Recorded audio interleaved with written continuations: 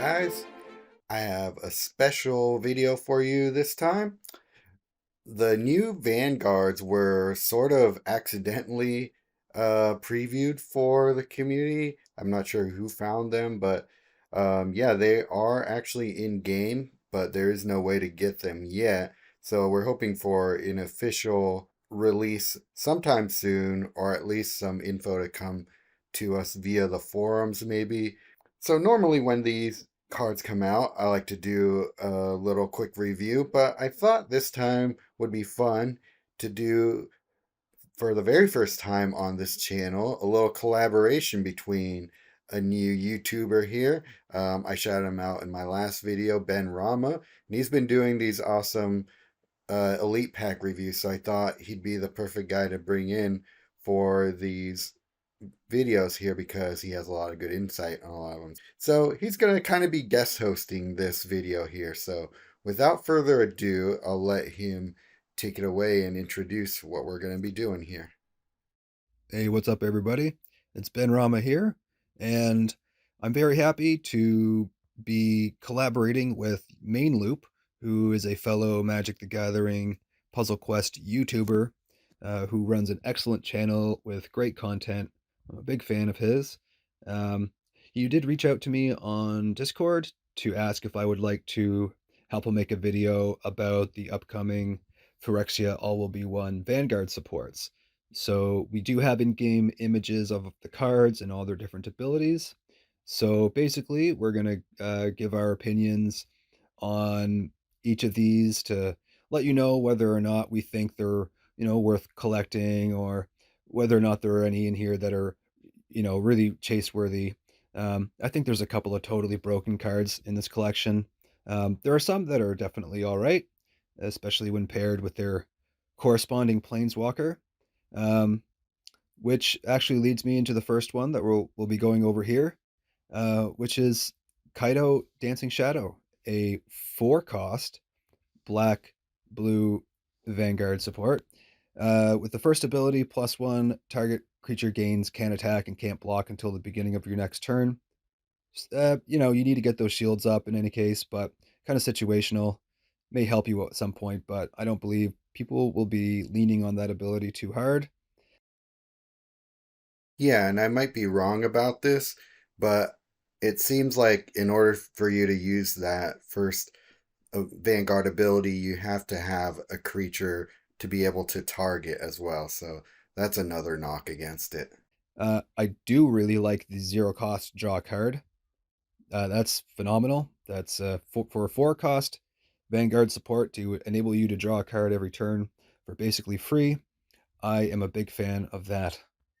And finally, his last ability, which is -2 to his shield, he does create an artifact drone. Those drones, if you're not aware, are 2/2. They are not flying, but they are Death Touch and have Berserker.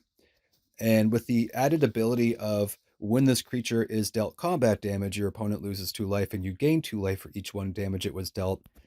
I've seen some big damage being dealt by a small stack going right into a big creature, and my opponent taking a load of damage as a result of that. So that can be quite a good ability to use if you're building around Kaito's drone tokens, as this will just allow you to get more of those out.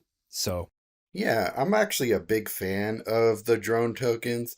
If you guys watched my Kaito Dancing Shadow Planeswalker review, you can see all the different ways that I use the drone token. But what's really cool about this is that you can basically give Kaito's third ability, albeit a weaker version of it, to any blue or black planeswalker, which I think will be huge with a lot of other planeswalkers that maybe you're more a fan of their abilities, but to be able to buff up a drone with, say, Casmina or somebody like that, I think that opens up some really cool, unique possibilities that I'm looking forward to playing around with.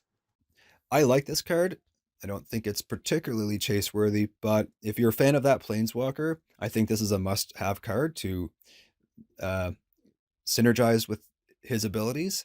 And again, I really like the fact that this is a low cost support, which is another theme that we'll see running across all of these cards as we get into them.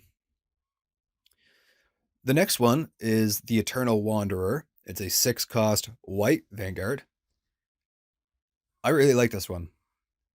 The first ability, exile target creature, then return the last creature from its controller's exile to the battlefield under their control. I think that may be a little bit broken.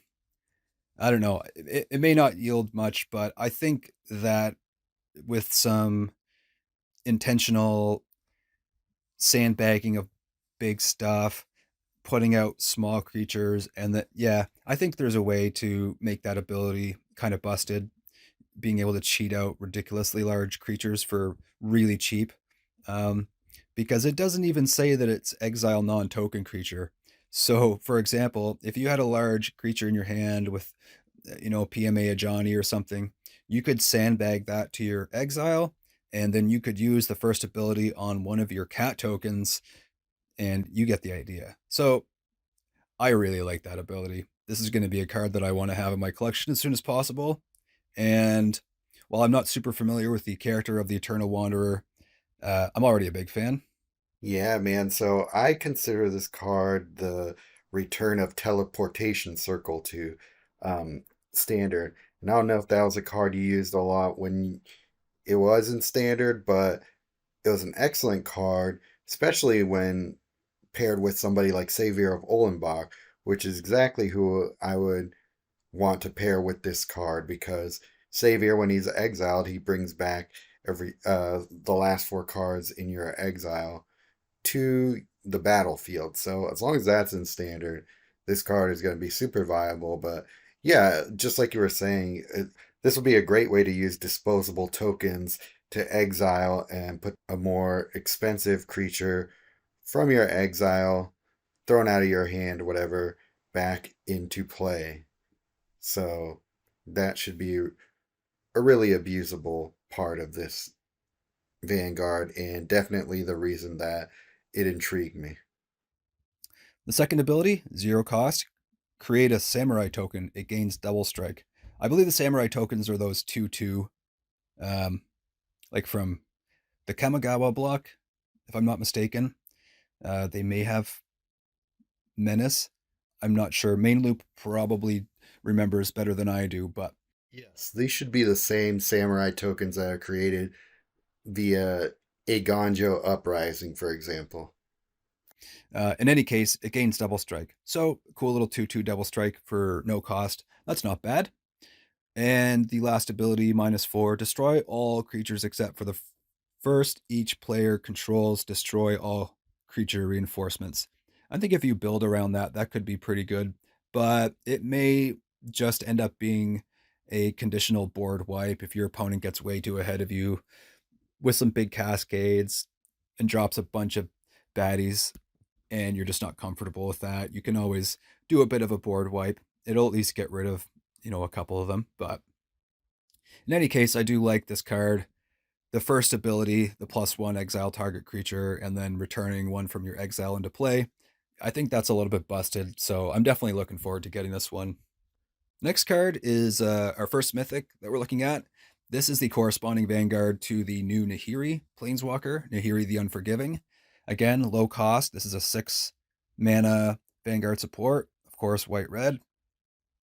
First ability +1, target creature loses can't attack and gains Berserker until the beginning of your next turn. I'm not a super fan of that.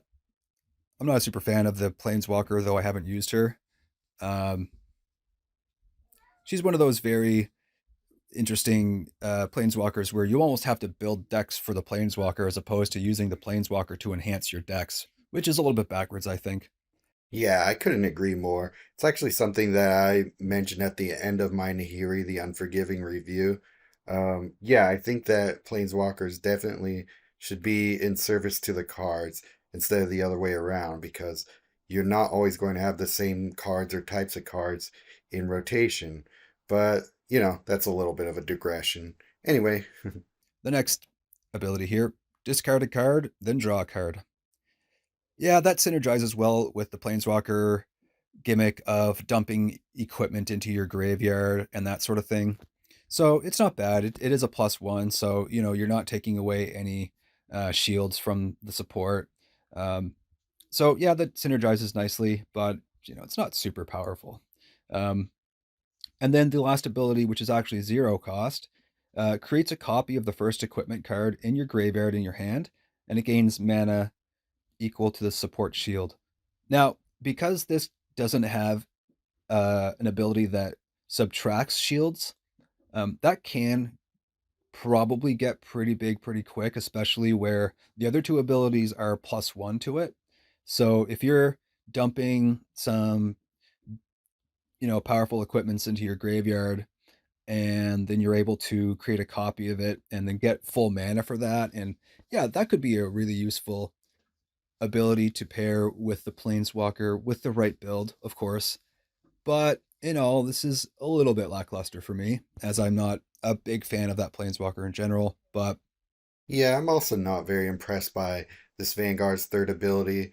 It's so limited and really forces you not only to play equipments, but also play them in a way that you may not want to. Like, you first have to put them in your graveyard, and that will require certain things in your deck, unless you use Nahiri the Unforgiving, the Planeswalker. And then it's just not that much of a payoff. I mean, at least it's only a 0 cost for your Vanguard itself. So that's okay. So I don't know. I think that unless you're really using a lot of equipment and you really want to get out, your Blade of Shared Souls, then maybe this is a pretty good card for that. But, other than that, I just don't think that this Vanguard is really worth using. yeah, this one's not bad. It's only 6 cost, so I'm sure you could find a way for it to work for you. But overall, I don't see this as being a chase-worthy mythic. So now on to the next card here. This is 100% what I would consider a chase card. I believe this card is a little bit busted in a few ways. I don't know if Octagon will ever do anything to this card to make it less OP, but as is, this is quite overpowered. I'm looking forward to abusing this card. So, Jace the Perfected Mind is a 6 cost blue Vanguard support with 5 shields. Sorry, I should have been including that, but this one does have 5 shields to begin with, which is pretty good. The first ability is very lackluster. Target creature gets -3, -0 until the beginning of your next turn. You will only be using that to buff your shield numbers. That's not very um, powerful of an ability that in itself, but we're going to get to some interesting stuff here in a second. The second ability, -2. Destroy the top 3 cards of target player's library. I like that it's target players and not just your opponent, because sometimes you want to be dumping stuff into your own graveyard, of course. So I'm a big fan of graveyard recursion decks. But in any case, there's the added mill 20, draw 3 cards. They don't get any mana or anything, but I think that's a good ability. Yeah, I think that this second ability will be especially useful for anybody who's using, graveyard manipulation strategies, such as you would with an Ashiok, perhaps. You're using a card like Bruvac, um, who's also going to be taking advantage of milling. Xander, Angel of Suffering, anybody like that can take advantage of mill. Um, Drawing 3 cards is always pretty good. There's very few times where you wouldn't want to have some sort of card advantage. So being able to draw 3 cards for just -2 on a Vanguard support is pretty good. I would agree with that. Maybe not the most powerful of all of the planeswalkers, but this next one may very well be. The third ability, -3, is destroy the top X cards of target player's library. Again, target player. Then your opponent loses life equal to the number of cards in that player's library. X is equal to 3 times the support shield. So let's break that down. Let's break that down for a second here. destroy the top X cards of target player's library is going to equal to, right off the bat, 15. If this doesn't lose a shield and a swap or something like that. So that's 15 cards milled, and then at least 15 damage. And that can add up pretty quickly. If you paired with like a Decimator Web, Cut Your Losses, and Xander deck with this card, you'd be dealing such crazy damage with how much milling you would be doing to your opponent. So, in the right build, this card is going to be absolutely broken. Um, I really like it. So, well, I look forward to hearing about how I can get my hands on it because I really do like that third ability and look forward to winning some games with it. Yeah, I like the way you're thinking about this card. And I actually missed the 3x on the support shield for destroying your target player's library. That makes it even better than I already thought it was. Because, yeah, I feel like this is going to be a key card to make a creature like Bruvac just really blow the game wide open. Because, yeah, if you add Bruvac to that, you're going to be milling an extra, basically twice the amount you just milled if Bruvac is on the board, because that's what he does. I believe he. Let's bring up Bruvac, actually. Okay, so Bruvac goes. At the end of your turn, destroy the top Y cards of your opponent's library. Y is the number of cards destroyed from your opponent's library this turn. So yeah, we're doubling what we already did with Vanguard Jace here. And then mill 20, your opponent loses X life. X is half the number of cards in your opponent's graveyard, rounded up. So basically, yeah, you're basically, I think, doubling the damage if the math works out that way, because you're destroying the same amount that you destroyed with Jace, but then you're dealing the Jace damage first, and then at the end of your turn, you're basically doing the same amount because you're multiplying it by two, but then dividing it by two with Bruvac. I think that's how that works out. And next we have Koth Fire Resistance. He's a 5-cost red support with 4 shields. And his passive is pretty interesting. I was discussing with Main Loop on Discord about whether or not we think Octagon will adhere to the text on the card, or they will interpret it differently, or perhaps even nerf it. But in any case, the as long as it has 7 or more shields, whenever a red gem is destroyed, your opponent's taking 3 to the face. So if you do a 3 red swap, that's 9. And if you're running heavy conversion with like the new Hellkite Igniter, I believe he's called, the new Masterpiece Red Dragon from Phyrexial will be 1. That's like a 5 red conversion at the beginning of your turn. Yeah, you could be dealing some serious damage with this card. Yeah, I really like that. That's definitely on the more powerful end of the spectrum here with these particular Vanguard supports. So I really like Koth Fire of Resistance. Not super familiar with the I do believe we may be getting a Koth Planeswalker, but maybe not. So I'm really not sure. In any case, this is just a good ability on a card that only costs 5, and yeah, this is going to be a fun one to use.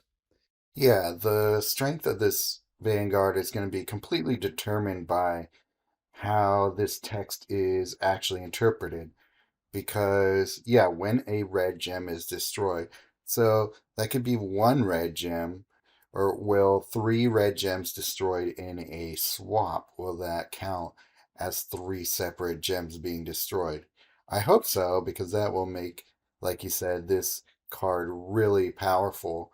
But even if not, it's still a card that can do a decent amount of damage, especially when you're cascading with OG Koth, or even any of the other mono red walkers that can convert red gems and create cascades with their numerous abilities. So, all remains to be seen what they end up doing with it.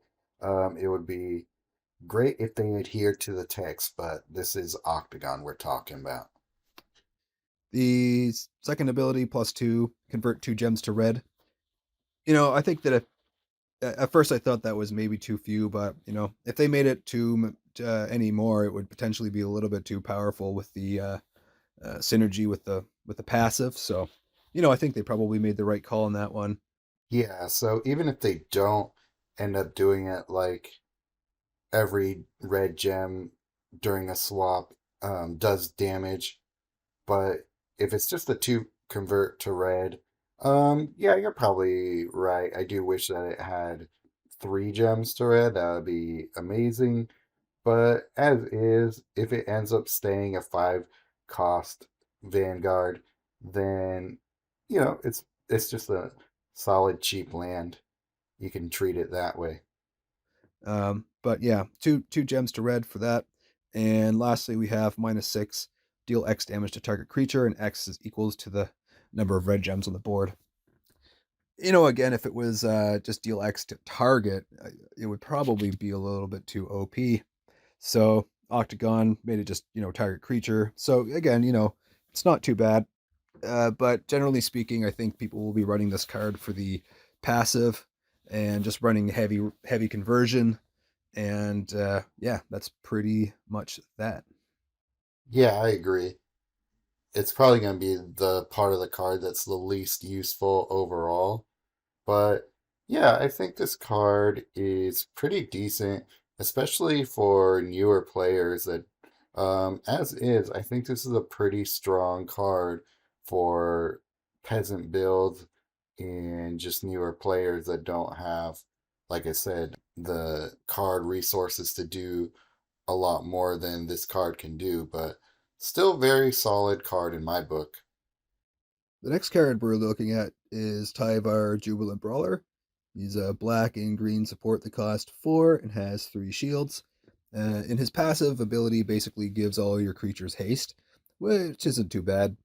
You can run this card in a mono black build, which typically doesn't give you access to a whole lot of hasty creatures, but it's all right. I think there are a lot of abilities that are better than this, but there are many that are far worse. So it's all right, that one.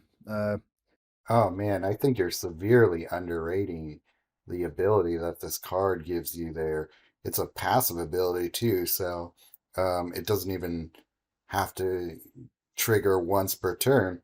With this card, you're giving the ability that mono red usually gets to black and green.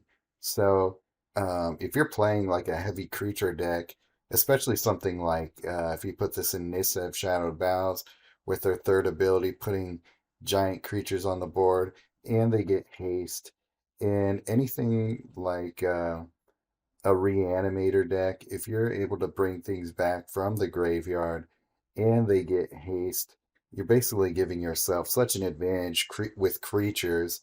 Yeah, I think this passive ability is phenomenal. And yeah, I hope other people see it that way as well. The next one is the +1 ability, which gives target creature a random evergreen between Reach, Berserker, and Death Touch till the beginning of your next turn. So I don't know. The random nature of that ability kind of is. Uh, I believe it just disqualifies it from being a super competitive card. Now I do admit I have no real knowledge of the Tyvar Jubilant Brawler Planeswalker or the Tyvar Planeswalker in general. So I don't know if this would synergize with him very well or not. You'll have to excuse my ignorance on that, but in a vacuum, it's whatever. It boosts the shield by 1. You got to get those shields up, I guess. So it's all right. Um, Yeah, I don't like this ability at all either. There are plenty of times where you wouldn't want to give your creature reach, and especially Berserker. So, maybe if you put this like on a creature with prevent damage, trample, and all of that, maybe it's kind of cool that way. But other than that, it's just too risky to throw on a creature that you really want and you don't even know what you're gonna get. So, not a good ability, I don't think. Last ability -2, destroy the top 2 cards of your library, and then you can return a creature into play. The cost 8 or less. So the 8 or less thing kind of limits it from being particularly powerful, as there's a bit of a steep cliff after 9 mana, but you could probably figure out something that's kind of fun. And I just wish that it was more than mill two. Yeah, I wish it was more than mill 2 as well. But I just wanted to look at what was available to us in standard for 8 cost as far as creatures go. And there's some pretty good ones.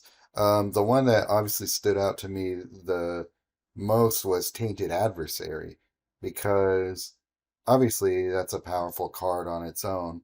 However, if you bring it out from the graveyard, saying you have mana in your hand, and with the passive that the Vanguard has, I believe that decayed zombies would get haste from the passive ability of this Vanguard. So I think that is a crazy synergy right there. But there are a couple of other cards that have Blitz that are 8 and under as well. So that's also pretty cool. Get double the benefit from that creature. So yeah, there's some fun stuff you can do with its third ability here. So I'm glad I looked that up. So overall, this is probably on the bottom end of the power scale of these Vanguard supports. But maybe if you were really into the Planeswalker and you saw that there was some synergy with his abilities in this card, then it might be worth running. Um, but other than that, I think this one is a little bit skippable, which is probably one of the few in the collection, if only, that I would say would be skippable. But I could be wrong about that. Please let us know what you think in the comments if you have a different opinion. Yeah, I gotta disagree. I think that passive ability is phenomenal, especially if it works on tokens. Because if you can create a huge token stack, give it haste, buff it up, or change the base power toughness with those kind of cards, you're just going to be doing huge amounts of damage right off the bat. So, yeah, I got to be the dissenting voice of opinion here. The next Vanguard support is another mythic. It's a 7 cost black Vanguard. Vraska Betrayal's Sting. I don't know for sure if we're going to see her as a planeswalker or not. I have not been keeping up with that, I'll be perfectly honest. In any case, we're going to review it independently of that. The first ability, 0 cost, you draw a card and lose 3 life. Proliferate, escalate. I like that. That will synergize nicely with proliferate decks. 0 cost, of course. Uh, However, what I don't like about that is it's not able to increase its shield. So the other two abilities are both minuses. You will have to reinforce this or use proliferate to increase its shield number. So that's kind of the idea there. Because when you do proliferate, you are adding shields to your Vanguard supports. Um, so it's kind of interesting that way. So that is kind of a weird, interesting way they did that, right? Rather than making the Vanguard gain a shield by using it, you instead, by using this ability, you proliferate and escalate at the same time. So, I mean, it ends up doing the same thing plus the bonus escalate. But yeah, I don't know why they did it that way. I guess at the end of the day, it doesn't matter that much, but what is also cool, and you kind of hinted at it, was if you have, a Core Moon Gauntlet or Inexorable Tide, you're going to be proliferating and escalating this thing in any of your vanguards up super high. So that's also a kind of a neat thing that should be taken into account when looking at all these vanguards, because depending on what you have in your collection, you're just going to be breaking your vanguards no matter what. The second ability, destroy target creature, its controller creates a gold token. That can be very useful. Being able to destroy a creature at will, similar to Nicole Bolas One's uh, ability, where just being able to target a creature and get rid of it is quite good. Uh, Unless it has hexproof, of course, you're um, able to take care of quite a bit of stuff with that. So I like that ability. Yeah, I really like that too. Um, Plus, also with this being a Vanguard, it has 6 shields. So basically, if you're using this Vanguard without even buffing up his shields or anything, you're getting 3 creature destroy spells basically out of it. So I think that's really cool. And then, like I said before, with the gauntlet, you're gonna be able to use this card and get a shield back just by triggering it and gain an extra swap in the process. And the third ability is -3. Target creature you control gains menace, and it gains toxic 5. I think that's quite powerful. If you gave a double striker toxic 5, that's not going to be long before your opponent is taking 20 tox and uh, damage at the beginning of the turn to end his life. So that's going to be very powerful, I think. Um, yeah, especially if you're building around that sort of thing with double strikers and Yeah, that's a really good point. Um, you'd throw in Alchemist Gambit or any other double strike creature into your deck and going to be using this to try and put Toxic 5 on your other creatures. And man, yeah, you're going to be racking up those toxic tokens like nothing else. So, yeah, this will be a really good card to pair with any red black planeswalker. yeah, I really like this card. I don't know if we're going to get a planeswalker for her, but if we do, I hope that her abilities would synergize well with these because I think that could be a pretty fun card to run. As I do see it being quite useful to win some games. So yeah, I really like this one. The next Vanguard is a 6 cost red and green support. Has 5 shields. Lukka, Bound to Ruin. I think we're getting a Planeswalker of this. Like I said, I haven't been paying much attention to that, but again, we're gonna just review this in a vacuum. Uh, the +1 ability of the first red or green creature in your hand gains 6 mana. I think that's quite good. You're getting your 6 mana back right away. So when you invest the 6 to play the card, the next turn you can uh, use the first ability to gain 6 mana. So you're probably going to be running a fairly creature heavy deck. And yeah, 6 mana for your creature. That's excellent.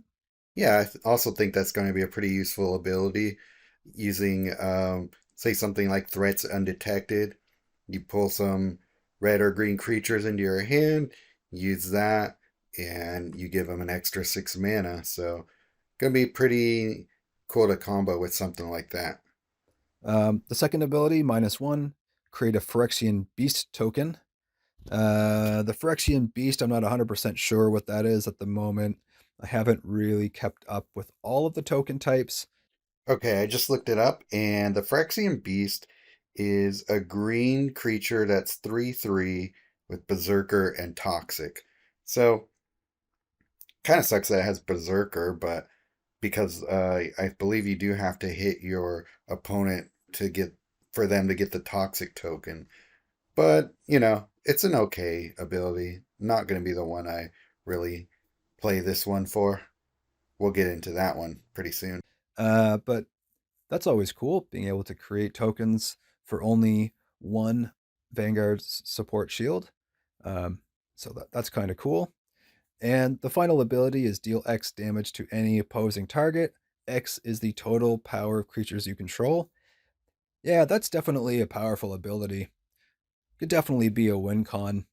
You build up a decent little army and just swing for lethal between your attack phase and that ability alone. I could see that being pretty powerful. Oh man, this ability is so insane to me. Deal X damage to any opposing target, so you can definitely target your opponent, Planeswalker, and like you said, swing for the lethal. But yeah, it's so easy to buff up creatures in green, especially. And it's just going to be such an easy way to do extra damage to your opponent without even having to go through your entire turn. And say you get an extra swap, you're using like green elementals from PMA. those things stack up so fast. You can get them in the 50s and hundreds really simply and easily with PMA cards. So if you throw in something else that will give you an extra swap in there, and then you trigger this support, man, you're if you're not winning there, you're about to. So really excited to play around with this ability. And yeah, 6 cost, this is a good card.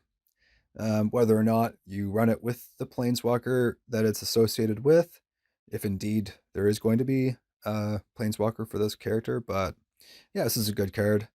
Definitely could see it being fun to use in games. Yes, I do believe the Lukka Planeswalker is going to be the next Planeswalker that comes into the game here. It's going to be a new red green Planeswalker. So it's always nice to see what they end up doing with that color pie. So should be cool.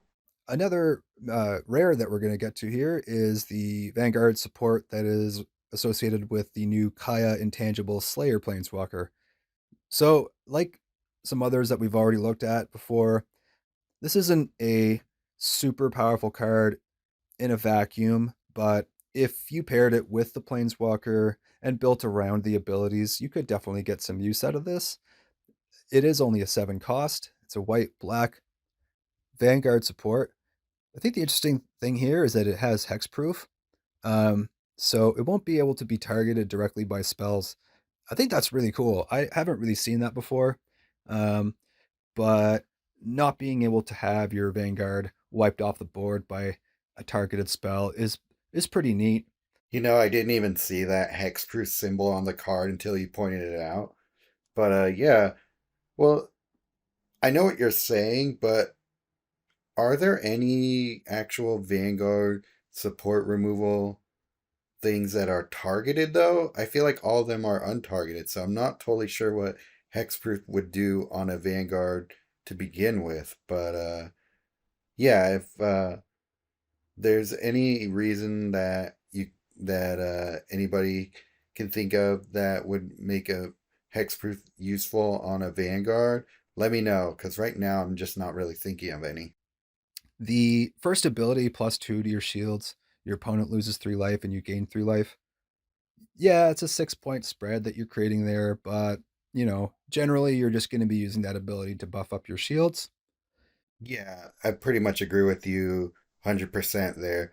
I never use Kaya Intangible Slayer, the Planeswalker's first ability, because it's just not strong enough. It's kind of a waste of loyalty. But at least with this one, you get +2 on your Vanguard for using it, so that's not that bad, actually. And then, if you're playing something like I'll Hammer Its Archive, gaining 6 life is all right. So it's actually a little better as a Vanguard ability than a Planeswalker ability, but still not amazing. The second ability, which is 0 cost, draw 2 cards. I really like that. As you know, I went over a card earlier where it was 0 cost, draw a card. So 0 cost, draw 2 cards. I'm not going to balk at that. I really like drawing cards for free, whether or not they get mana. But yeah, that's a good ability. Yeah, this is one of the reasons that I like to do these types of collaborative videos here because you're going to pick up on things that I don't see and vice versa. And yeah, drawing 2 cards, not having to spend any of your shields to do that. And, white and black aren't especially known for great card draw in their color pie, especially white. I mean, black has a lot of draw spells, but it's usually at a cost. So, yeah, being able to just draw 2 cards with somebody like a Johnny or whatever, it's going to give you a huge advantage on top of what you already get from having a mono white walker like that has big mana gains. So yeah, that's actually probably really worth having in a deck like this. So uh yeah, good job pointing that out. And then the final ability is one that really synergizes well with the Planeswalker Kaya Intangible Slayer, as it's kind of a copy of one of her abilities. But it's going to exile target opposing creature and then creating white spirit token.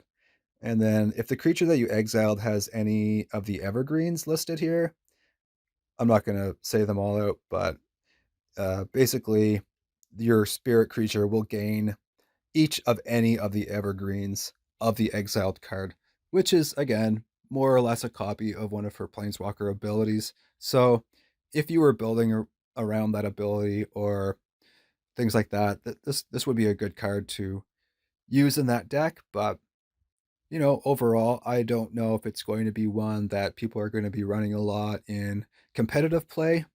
Yeah, maybe, maybe not. This Vanguard is pretty similar to Vraska's second ability, where you can um, destroy a target creature. This one exiles, but you can only target an opposing creature. And yeah, for the most part, I ignore all this stuff because I'm not always playing a bunch of spirits. But yeah, if I am, like Faithbound Judge, while it's still in standard, I'm going to be using him a lot. But I think it's pretty cool. Yeah, you get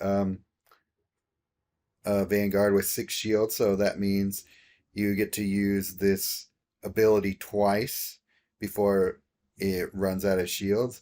And for 7 mana, I mean, supposing that all these mana costs stay the same, I don't think they will. I think they're severely undercosted, and I've seen them change the mana cost of cards when they've been officially released. So that is also something to look out for. But yeah, um, I think there's, I think you're possibly underrating this third ability a little bit, but not an amazing ability, but maybe a little more useful than you're giving it credit for here. But yeah, it would be fun to have this nonetheless. And I do think that hexproof thing is kind of neat. So hopefully we see that more in the future with maybe a little bit more uh, competition level cards. The last card we're going over today is a Mythic, and it is a 7 cost green Vanguard, Nissa Ascended Animist. So again, um, the Phyrexian Beast token, I'm not 100% sure what that is, but I mean, even if it was a small base power toughness, the fact that it gets plus X, which is equal to the support shield, is pretty cool because it does start off with 6 shields. So, at minimum, it's going to be a 7/7. If the Phyrexian Beast has a higher power and toughness, then certainly will be bigger, but right off the bat, that's pretty good. You're creating a big creature for basically free every turn if you uh, spam that ability. So that's really cool. Okay, so I am so hyped on this ability, actually. So, I mean, I'll get into why exactly, but so we learned that the Phyrexian Beast is a 3/3 token with Berserker and Toxic. So, right off the bat, this is going to be a 9/9 token that can hit the board every turn, or it's going to be reinforced and buffed at the same time.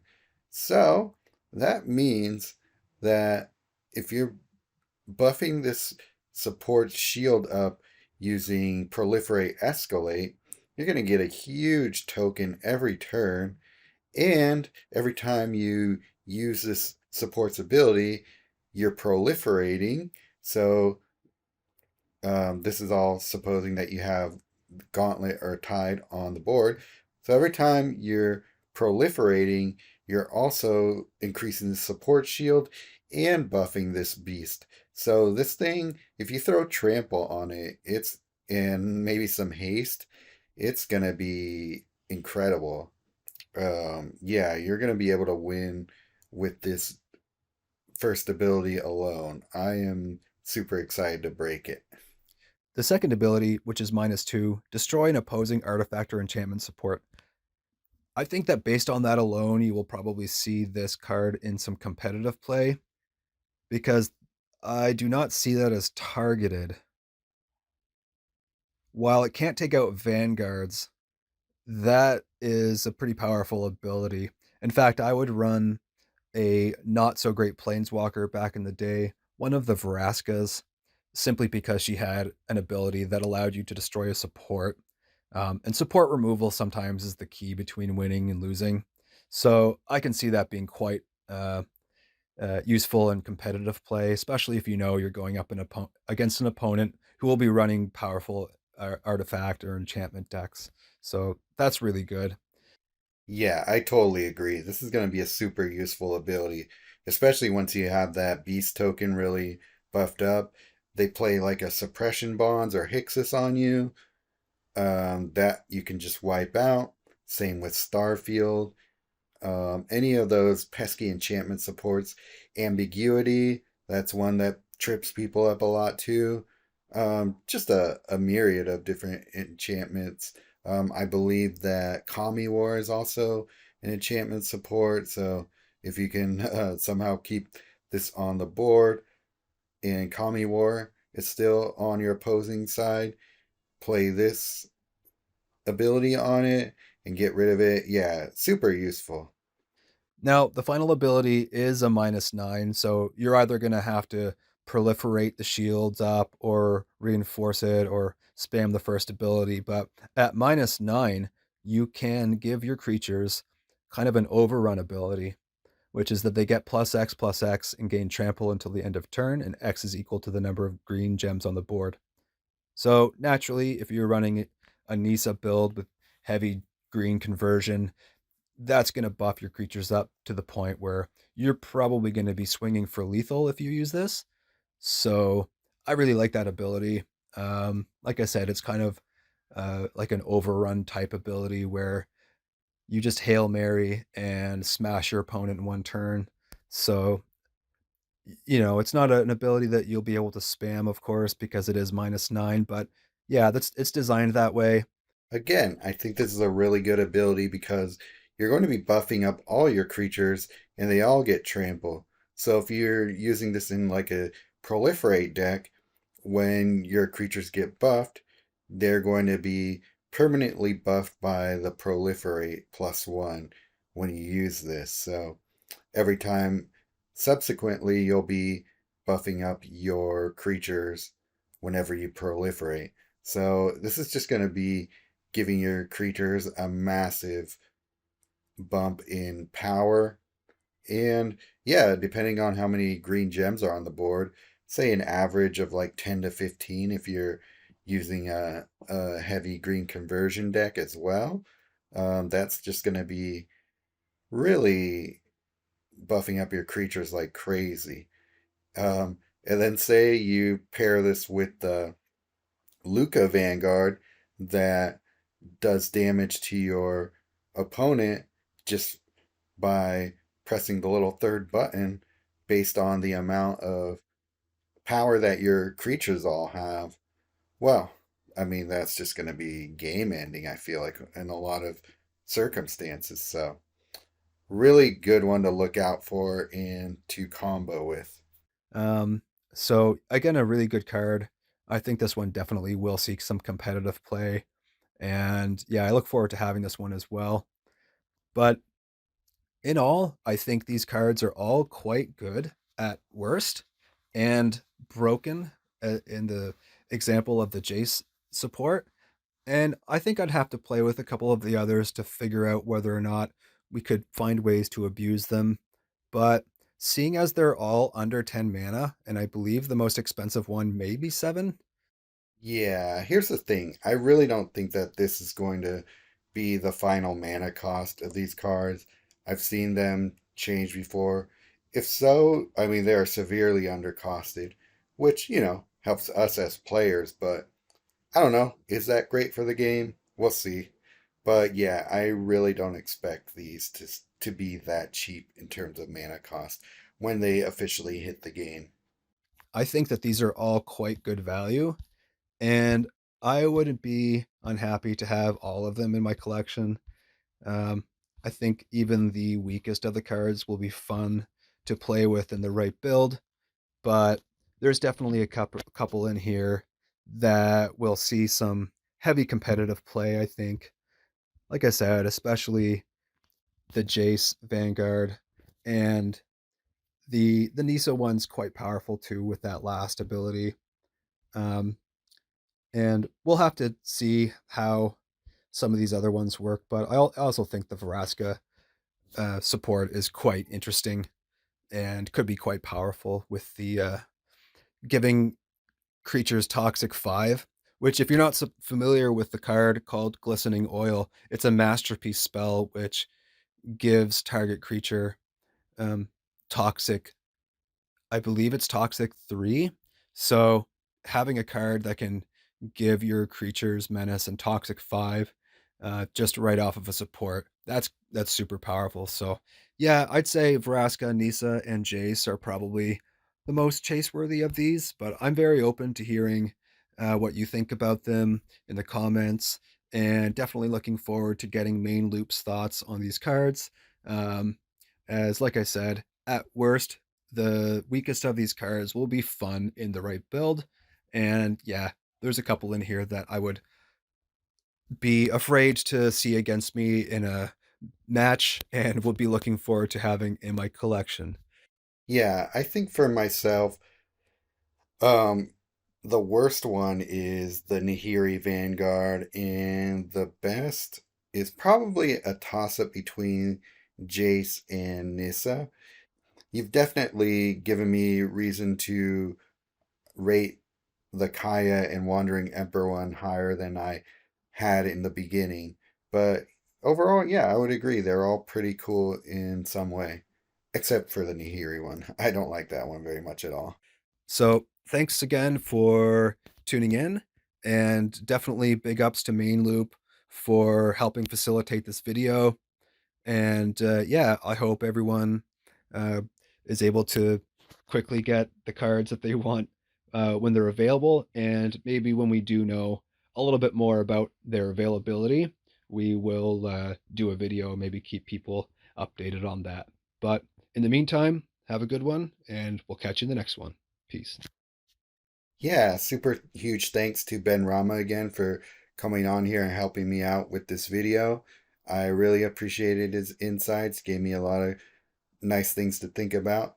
And yeah, just looking forward to them coming into the game, hoping to find an update on the message board soon.